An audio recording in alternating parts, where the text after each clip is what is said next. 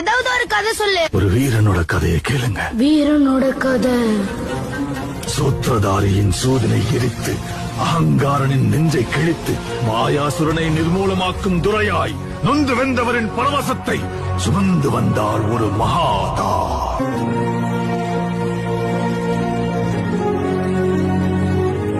பயந்து மருகி பதரை சுருங்கிய சந்திரன் முகிலின் முந்தானையில் அஞ்சு ஒளிந்திருக்க ஜோதியாய் ஒரு பெண் எரிமலை ஒன்றை பெற்றெடுத்தார். எரியும் தீயினில் பொழியும் மழை போல் சாவின் வீட்டினில் காரனை வென்றவர். ஆணவத்திற்கு எதிராய் கிளர்ச்சி ரூபத்தில் லங்கேஸ்வரனுக்கு எதிராய் வெள்ளேந்தி நின்றார். எரியும் ஜமதக்னி கோபத்தை மீறி சர்வமும் தான் என்ற பரமனை வினவினார். வேட்டைக்காரரை வேட்டையாட ரணவேட்டையனாய் வந்தார்.